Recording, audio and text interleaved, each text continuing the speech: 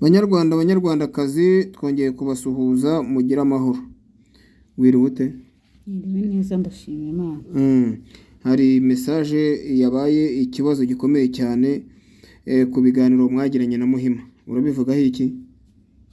Erega abantu nibareke gukanga abandi. Nta bwoko bubereyeho gupyinagazwa.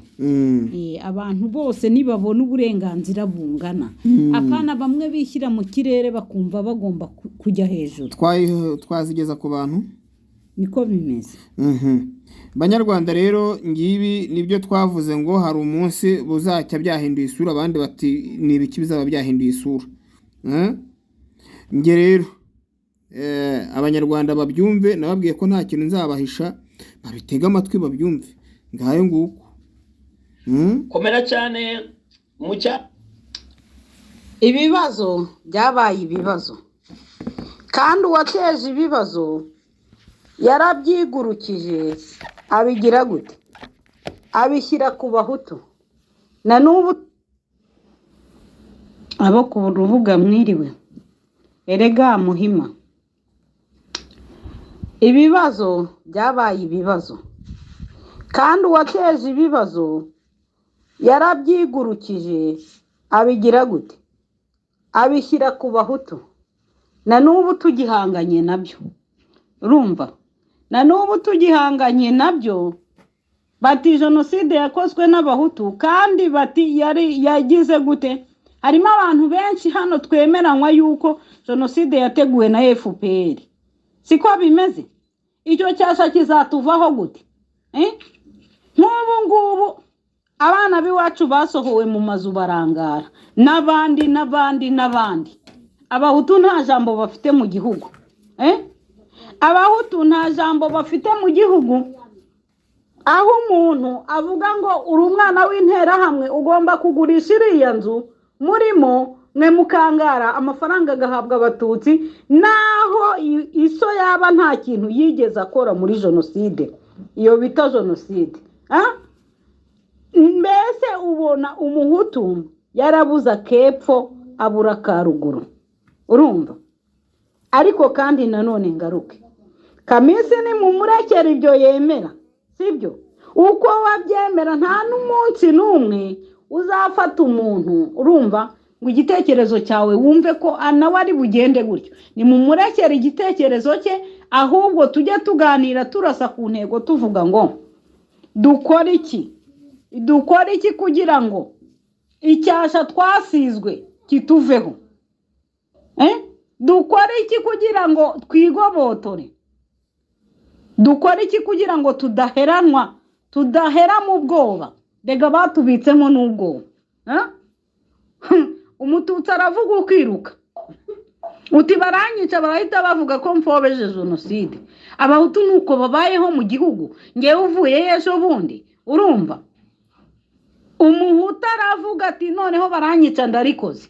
Kandi uvuze ikintu cyumvikana, ni igitekerezo kizima. Umututsi umwe akaba yahagarara mu bahutu nk'icumi bari mu kabari bose bari gusangira inzoga, yarangiza ati urambonera izi mbwa zigandagaje ahara, ntihabe hagira umusubiza ngo batavuga ko bapfobeje jenoside. Mbese kugira ikintu uvuga ku mututsi cyangwa ngo mube mwajya inama mu gihugu ni ukugira gute? Ni ugupfobya jenoside. Icyo umuhutu cyose akoze mu Rwanda cyitwa gupfobya jenoside. Abahutu bakwiye guhaguruka bakivugira, bakanirwanaho. Ntasize b'abanyarwanda babandi basanzwe mu gihugu bibeshya ngo Perezida Kagame ngo yahagaritse jenoside, kandi n'ubundi atarigeze ahagarika kubamara. Barimwe impunzi z'abatutsi ziri kwirirwa zihunga. Ntabwo turi guhunga twenyine ngo abahutu bahunge bonyine, ahubwo n'abatutsi barahunga. Babaye bafite amahoro ntibakabaye bava mu gihugu cyabo kuko bafashe igihugu. Rero dukeneye impinduka y'abanyarwanda bose. Urumva? Dukeneye impinduka umunyarwanda wese yibonamo. Ahubwo dukora iki? Turabigenza gute? Twakora iki nge namwe kugira ngo tugire gute? Tubohore igihugu. Buri wese nafatara ijana. Reka tujye inama. tujye inama. Ijambo ry'Imana riravuga ngo abagiye inama Imana irabasanga. Murakoze.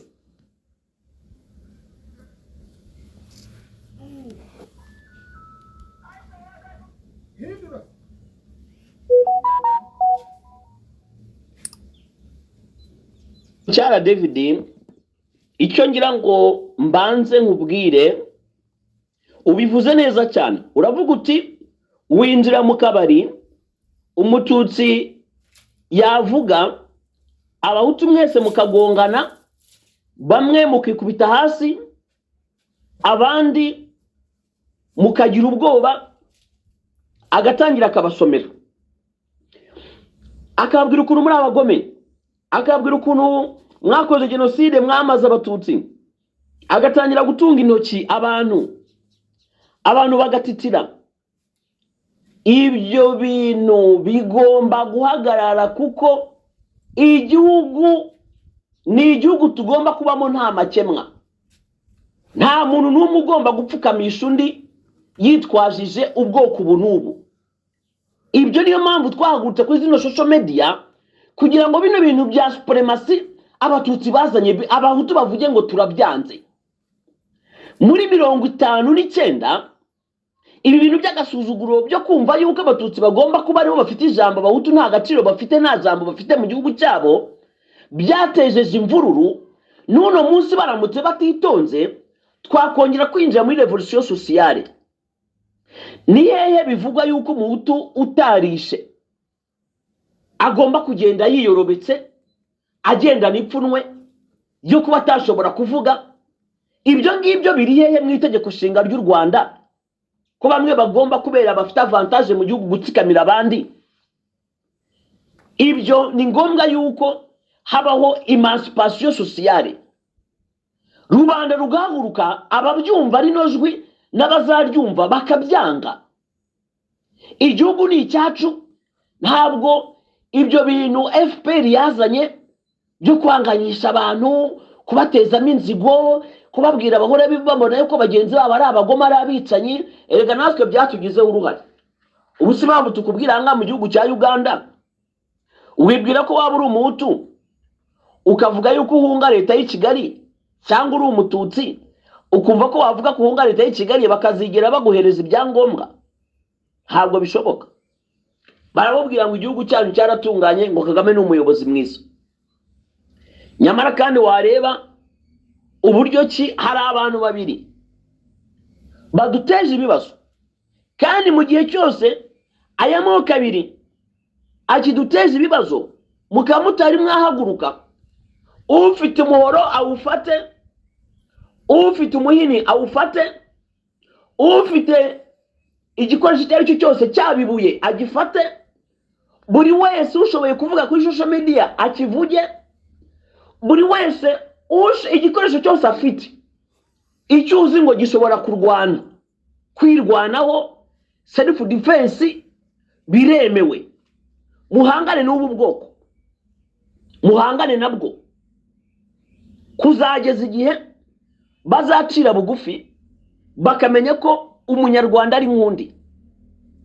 Dufite igrupi y'abadukandamije, oppressors, turabazi bashyiraho amategeko, muhangane nabo ivumbi ritumuke. Tukagira igrupe y'abakandamijwe, abahutu n'abatutsi bari bari mu gihugu. Kugeza ubu ngubu desobedience civile biremewe, yuko umuntu adashobora kuzanga gushyiraho amategeko kandi ubona ko aya mategeko agukandamije, akwambura isambu, agusenyera inzu, avuge ngo uri mu manegeka, ahakuvane, adafite mutumvikanye ngo nawe usinye yuko imitungo yawe uyifiteho uburenganzira bwose, bakwambura ibintu byose uri aho ngaho wicaye, ngo kubera ko uri umuhutu ngo ntaho uzavuga, ngo nuvuga bazagutwara intambike. Nababwiye yuko niba bimeze gutyo, mukaba mudashoboye gukora ibyo bita desobedience civile ngo mwange, batwara isambu abana mujya muri FDLR, batwara babavuga muri mu manegeka, abashoboye guheka imbunda mugenda mu ishyamba, maze murebe ko ibisubizo mu gihe gitoya bitazabirangije kuboneka. niba FPR idashoboye kubaha ubutabera, ishyamba se ntago ari igisubizo? Kuki se muzaguma muri ibyo ngibyo kandi ishyamba rihari? Bakubwiye yuko se ishyamba ridahari, aho kurwana se ntihahari? Ku maradiyo ahangaha se mwirwa mutumva FDLR? FDLR se ntago kera bahoze ari igisirikare cy'u Rwanda, bahoze batari mu gisirikare. FDLR yahoze itari muri gendarmerie, FDLR bahoze atari bo barwanyi nk'uko ngo tubona RDF, FDLR bahoze atari bo bapolisi. Namwe mutangira ishyamba, kandi impamvu zose zigaragaza ko ishyamba ryatangira FPR murabona ko kiringi imashini yazishyizeho. Ubu ishyamba ribe igisubizo, bakurenganye, bagufungira ubusa, bakwambura ibyawe, bakugira cyo ngengabitekerezo genocide, bakwambure ubutaka bwawe n'amasambu, bagusenyere, bimura aho mutuye, bavuga ngo barashyira ibikorwa bya FPR. Namwe mwinjira ishyamba, abahungu, abasore, urubyiruko, abasaza, abakecuru, iki byose mwinjira ishyamba. Uko FPR barenganya ishyamba, akarengane kabayeho ishyamba, mutwara subiyigiza karaha kajya he ishyamba, mukabari umuntu araje ati mwabicucu mwe mwana namwe mwisha abantu ishyamba, mwishakemo ibisubizo. Nyuma tuzahangana na FPR irangije kubona abantu bose basohotse igihugu, buri wese ubona arenganye, Uganda, Kenya, Tanzania, Congo. Abasore mwinjira ishyamba, asigaye noneho turebe akana mabandi. Ntabwo se murashaka ubutabera buye imyaka 30 se nishize, abantu bicaye mu mitungo yanyu badamaraye, barya bakanywa bakaryama bagasahura imitungo, bagakenesha abantu, inzara ikabigiye kwica abantu, barasa abantu ku mugaragaro, nta butabera bubaho. Mwinjira ishyamba maze tuzareba ingufu zabaho ziri. Bundi se mwebwe abahutu mu bagize mwinjira ishyamba se abandi mugasohoka igihugu, abarenga nabo barenganya bava hehe? Mubareke nabo bajye guhinga ibyo bijumba n'imyumbati, bajye kwikorera uyu makara, bajye guterura amapine, bazabishobora ko buri gihe cyose badafite amaboko y'abahutu ko batabaho? Musohoke igihugu cyabo, bundi mwinjira ishyamba turebe uko igisubizo kitaboneka, noneho tukareba imbwa n'umugabo. Ngayo nguko ibintu birakomeza, ntabwo byarangiriye aho ngaho. Twagiye twumva undi muntu nawe agiye hariya aratatse nyuma yo gutaka. Ese yatakaga abwira ndi? Ese yarari gutakira ndi? Ese yabwiraga ndi? Ibyo byose ngira ngo abanyarwanda benshi bagiye babyumva, barabyumva, batega amatwi, barabyumva. Ariko noneho uyu muntu yagize atya akora ikintu giteye gutya. Numvishije igitekerezo utanze, ndavuga nti uko byaza kose ntabwo nanjye narambika ikijyanye no kugira ngo ubone irangamuntu cyangwa ubone. Urakoze muvandimwe David Ngendahimana TV, ndagushimye cyane kuko utanze umucyo, unasobanuye neza ibibazo by'abanyarwanda, cyane ko nawe ubwawe wagerageje kujya gushaka ibyangombwa by'ubuhungiro, ndavuga asylum seeker document, ukibonera neza ibibazo bihari ko HCR ya Uganda, ishami rishinzwe kwakira impunzi Directorate of Refugees, ishami rya polisi ry'abinjira Refugee Desk Office, ibyo byose byarangije gukoreshwa n'umwanzi ariwe leta ya Kigali. Iki kibazo rero cyo kugaragaza ko mu ruhando rw'amahanga ko u Rwanda ari igihugu gitekanye, ari igihugu gifite umutekano, ari igihugu abaturage batujije, harimo amahoro, ibyo ni bimwe mu byo leta y'u Rwanda ihora ikeka ko ni haramuka hari impunzi zihunze, amahanga azabasha kugaragara neza ko u Rwanda rurimo abantu baruhunga kubera politike yabo mbi y'ubuhezanguni. Ibyo ntabwo dushobora kuguma kureka kubiceceka, cyane ko hari ingero zifatika. Muri HCR ya Uganda hakoramo abakobwa Ezira Mpyisi abereye nyirarume. Ntabwo igihe kigeze yuko tuzakomeza kwihanganira abantu bagambanira abandi, bicwa, bashimutwa. Ndabanza mbahe ingero zifatika z'ubugambanyi bw'aba bana ba Ezira Mpyisi, kugira ngo uru ni uruhare, ni urubuga rw'ibitagenda, kandi n'abanyarwanda mu gihugu, abari mu gihugu hagati, abari mu mahanga babimenye neza yuko natwe twabimenye, kandi babikore bazi yuko isi yose ibizi. Ezira Mpyisi afite abantu bo muri HCR badashobora gutuma impunzi yakirwa, ni abakobwa be. Niba hakana avuge tumuhe amazina. Jacques Nziza afite mushiki we ukora muri HCR, ibyo ngibyo birazwi bigaragare. Uriya mugabo uri mu Bubiligi wishe Kizito wamugambaniye, afite bashiki be babiri bakora muri HCR, icyo ngicyo kigaragare, kizwi, cyumvikane.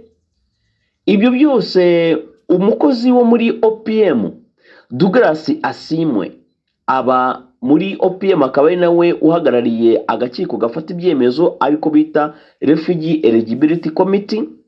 Afite imiryango yiwe ikomeye mu buyobozi bwo hejuru bwo muri FPR bufata ibyemezo. Ibyo byose ni ibimenyetso. Musoni Protaze afite umukobwa wiwe ukora muri HCR, akaba ari nawe bapakira impunzi za Nakivale 3,000, kubita amasasu impunzi 20 zigapfa, zigahita zishyirwa mu mashashe, zikanagwa mu byobo rusange ahaje kubaka ofisi ya HCR Nakivale. Musoni Protaze ubwe yari amajije kwivira hanga muri Uganda, amajije kuganira na Minister Tashise Kabwegere ku kibazo cy'impunzi, ko impunzi zazataha atanze uburenganzira bwo kwicwa, kandi ko ibyo ngibyo leta y'u Rwanda ya Kagame ari izabyibariza. Aho ngaho ubwe abasirikare b'u Rwanda bayobowe na wari umukuru wa polisi bita Emmanuel Rurayi Gasana, yabonanye n'umukuru wa polisi wangaha IGP Kare Kayihura, bahurira Gisoro, amuhereza amafaranga kugeza ubu ngubu atazwe umubare. Aramubwira ngo thank you so much for a well done job, thank you so much for a well done job. Aramubwira ati mukuru Kayihura, leta y'u Rwanda by'umwihariko turagushimiye kubera umurimo ukomeye cyane udukoreye. Uwo murimo wari uguye, uwo murimo wari uwo gufata abasirikare bakomeye binyuze muri HCR, twababwiye abakozi bayo, polisi abakozi bayo, OPM abakozi bayo, igashyikiriza leta y'u Rwanda impunzi nyinshi zahungaga zimajije kwicwa. Polisi y'u Rwanda yashimye imikorere ya polisi ya Uganda, ndetse babahereza agahimbaza musyi. Abo muri OPM baragabana, abo mu ofisi ya HCR baragabana, n'abo mu ofisi ishinzwe kwakira abantu ya polisi baragabana. Uhereye icyo gihe ikibazo cy'impunzi muri OPM, muri polisi no muri HCR cy'abanyarwanda cyakomeje kuba imberabahizi, n'ubu ngubu kikaba kitazakira gikemuka, keretse amahanga namara kubona ko HCR ya Uganda na OPM na polisi y'impunzi barangije already kwigira ibikoresho bikorera inyungu z'i Kigali. Rero kadukomeze ku kibazo cyo kwangira impunzi ubuhungiro. Iki kibazo cyo kwangira impunzi ubuhungiro, impunzi zihunze zivuga ko ari abanyarwanda, zigafatwa, zikicwa, zikaburirwa irengero. Izisigaye nazo ntizihabwe ibyangombwa, zigahitamo kujya mu cyaro no guhindura amazina. Izemeye kuguma muri HCR zigahindura amazina yazo, zikiyita ko ari abakongo. Ibyo byose muri kino gihe twasabaga yuko abazi bakaba bashobora kugera kwa Kisekedi, bamubwira ko iyi yari porogaramu y'u Rwanda yatangiye muri RCD Goma ya Azarias Ruberwa, igihe bashaka kugaragaza inyungu z'abatutsi muri Kongo, ariyo politike ya Kagame. Bagombaga kwerekana yuko impunzi z'abanyekongo bo mu bwoko bw'abatutsi zigaramiwe. Basabye HCR ya Uganda yuko buri wese uzajya uhunga bazajya bavuga yuko ahunze leta ya Kongo, abasirikare ba FARDC, ndetse bo bakaba baziza yuko ari abatutsi, bityo ishyaka rya RCD Goma rya Zarias Ruberwa bakaba bavuga ko aribo batera inkunga, kandi akaba abana barwana muri iryo shaka rya RCD Goma kuva ari abatutsi, imiryango yabo ikomeje gutotezwa, kwicwa, babaziza ko ari abanyekongo bavuga ikinyarwanda, babaziza yuko bashyigikiye imitwe y'inyeshyamba, babaziza yuko batera inkunga n'amafaranga iyo mitwe kugira ngo igure imbunda zo gufata ubutaka bwa Kongo, bityo bakaba batemera ko ari abanyarwanda b'abanyekongo bavuga ururimi rw'ikinyarwanda, bityo ikiba gikorwa muri Kongo akaba ari jenoside yibasiye abo mu bwoko bw'abatutsi. Icyo kibazo ntabwo cyakomeje mu 2004 gusa, cyaje guhera mbere yaho 2004 hari RCD Goma ya Zarias Ruberwa, cyanakomeje kandi leta y'i Kigali kubishishikariza impunzi zose zihunga ziva mu Rwanda ko zigomba kuvuga ko ziva muri Conseil National de Défense pour le Peuple ya CNDP ya Rurankunda. Ibyo byarabaye, umubare munini cyane w'abanyarwanda bahunga bakagenda bavuga yuko bahunga ikibazo cya FARDC ndetse na leta ya Kongo, kubera yuko imiryango yabo, urubyiruko ruri mu ishyaka ryirwanya ubutegetsi CNDP bavuga yuko ari abanyarwanda, kubw'ibyo ngibyo bahunga ni jenoside irimo ikorerwa abakongomani bavuga ururimi rw'ikinyarwanda. Ibi byarakomeje bigera mu 2009 ubwo hatangiraga umoja wetu, kimya 1, kimya 2, amani leo. Izo operation zari zikuriwe na Generali Bosco Ntaganda. Impunzi nyinshi cyane zavugaga ko zihunga, cyane abahungaga ibi kibazo cya politiki mu Rwanda 2010 mu gihe cya Victoire Ingabire, bose bategetswe kuhunga bavuga yuko babarega ko bashyigikiye operation ya umoja wetu, kimya 1 and 2, amani leo. Birakomeza kugeza mu 2012 aho bavugaga abanyarwanda bose bahunze babategeka ko bahunga M23, cyane ko aribwo yari yongeye kwibumbura imirwano nyuma yaho ano masezerano ya 23 Mars yari atangiye, bo arayanga. Ibibazo by'impunzi naho ngaho byatangiye. Ikibazo cy'umunyarwanda kugeza n'uno munsi kikaba ari ikibazo cy'ingorabahizi, cyane yuko leta y'u Rwanda yagihinduye M23, abanyarwanda bakaba barabagize ibikoresho byo gushyirwa imbere mu nyungu zabo za M23. Bagomba kugaragaza yuko M23 ishyigikiye abanyarwanda, kandi ikaba M23 ari impamvu bigaragara ko iri mu kurwana nuko irimo kurengera abatutsi barimo bahungira mu gihugu cya Uganda. Iyo mibare y'impunzi z'abanyarwanda yakoreshejwe nk'igikoresho cyo muri M23 kugira ngo berekane ko leta ya Kongo abatutsi barimo bahunga, bakerekana imbere ya mibare y'abanyarwanda. Ibyo ngibyo nakubwiye yuko abakozi bo muri haseri babifitemo uruhare rukomeye, igihe kikaba kigeze yuko amahanga abimenya, akamenya neza ko impunzi z'abanyarwanda zabaye victim ya politike ya M23 kurwanya ubutegetsi bwa Kinshasa.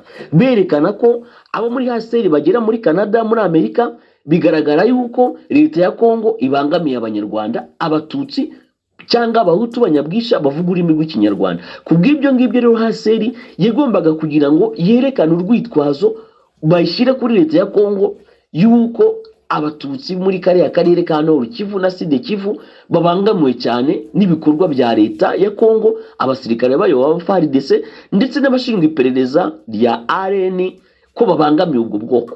Rero bikaba byarigombaga kuvuga ngo umunyarwanda we bamuhagaritse, babanze bahiseho porogaramu yabo ya M23 kugira ngo amahanga atangire gufatira ibyemezo bya Kongo. Byabaye ngombwa ko iyo mibare minini cyane y'impunzi zo muri Uganda z'abanyekongo bavuga ururimi rw'ikinyarwanda biba ngombwa ko leta ya Kongo ifatirwa ibyemezo byo guhagarikirwa imbunda n'amasasu, kubera ko umubare munini cyane w'impunzi zigaragara ko zivuga ikinyarwanda warutaga cyane kure imibare y'abakongomani bandi basigaye. Ndetse leta ya Kongo yagize aho ngaho yibaza n'akahe gakino gahari, mu gihe leta y'u Rwanda na leta ya Kongo barimo kwerekana ko bitatu bya kane by'impunzi bihunga muri Nord Kivu ari abavuga ururimi rw'ikinyarwanda bibasiwe. Ariko icyari kigaragara nuko abo bose bari abanyarwanda bahunga. Ibibazo bya FPR inkotanyi bakabyitirira leta ya Kongo, bagira muri Uganda bakabita abahunga RCD, abahunga CNDP, abahunga operation za umoja wetu, Kimyatu, Amani Lewo, n'abahunga M23. Byatumye umunyarwanda abahagaze kugira ngo leta y'Kigali igaragare nkaho ariyo irimo ifasha M23 binyuze mu mubare w'impunzi z'abanyarwanda. Icyo kibazo nekereza ko aho ngaho kiri kiriya. Kuba rero abanyarwanda badahabwa ubuhungiro ni mu nyungu za M23. U Rwanda rushaka kugira ngo ruhindure abakozi bo muri HCR, abakozi bayo bo kwikinira propaganda yabo mu guhangana na leta ya Kongo. Icyo cyo kijye ku ruhande. Tujye ku kibazo cya kashi. Mu by'ukuri nk'uko David akomeza bivuga nk'umuntu wahuye n'icyo kibazo, muri Uganda birazwi neza yuko nta serivisi y'ubuntu ihaba. Gusa probleme dufite ntabwo ari ikibazo cyo kuvuga ngo abantu batanze makeya cyangwa batanze menshi, ahubwo probleme ni ukumenya ese amafaranga yo batanze mu kwiyandikisha, mu gushaka ibyangombwa, mu kujya kuri polisi, mu kujya gukora urubanza, mu kujya kuri OPM, mu gutunganya dosiye ikajya muri reke, ukayishakira umuroya, ugashaka umuntu wo muri OPM uzaba uyihagarariye, mukumvikana amafaranga uzabitangamo. Arakubwira ati rero ngira ngo urazi ikibazo cy'abanyarwanda iwanyu ntabwo cyumvikana, kugira ngo kino kibazo cyawe nzabashe kucyumvikanisha wanze kwigira umukongo, ubwo ushaka kugira ngo wiyandikishe umunyarwanda zana $5,000,000. Nanjye hagati aho ngaho bamwe bazarya, nanjye nzavanamo akantu, no muri OPM nzabaha, bo muri polisi bashinzwe kwiyandikisha nzabaha, ndetse n'abazaba bari muri iyo nama kugira ngo twemeze ko abantu bafite ibibazo by'abanyarwanda bahunga, nzagerageza kubahereza akantu kugira ngo bamenye ko abantu bafite ibibazo. Akaba ariyo mpamvu nyine mbabwira neza yuko kugira ngo umunyarwanda ahabwe ubuhungiro, imibare dufite nuko ari 0,001. Ni ukuvuga ngo ku bantu 1,000 umuntu uhabwa ubuhungiro ni umuntu umwe wenyine. Abandi basigaye baba bagomba kujya muri ya politike yo kwamagana ubutegetsi bwa Kongo, bihindura ko ari abakongomani b'abatutsi bavuga ururimi rw'ikinyarwanda. Iki kintu ntabwo kigomba kurangirira ahangaha. Mes chers amis, mes chers collègues, mes camarades, ntabwo iki kibazo kigomba kurangirira ahangaha. Kigomba kurangira leta ya Kongo ubwayo ihagurutse igasaba leta ya Uganda kubanza kubaza neza niba abanyarwanda badahunga, ndetse leta ya Kongo ikabigeza muri Union Africaine, ikabigeza ndetse no muri UN, kubera ko izina ry'abanyarwanda bahunga leta ya Kagame ryakoreshejwe igihe kinini cyane biyitirira ko ari abakongomani bahunga ubutegetsi bwa Kisekedi, ndetse bifashisha imibare yabo kugira ngo berekane koze ya M23 irimo kurwanira isaha y'uno munsi. Icyo kibazo cya M23 cyabangamiye abanyarwanda mu kubona ibyangombwa bikomeye kugeza n'ino saha y'uno munsi kire cyakoreshwa nk'iturufu. Bityo rero nje nk'umuntu uhagarariye ijwi ry'impunzi y'abanyarwanda muri Uganda, nkaba nasabaga leta ya Kongo Kisekedi kugira ngo arebe mu karere ikibazo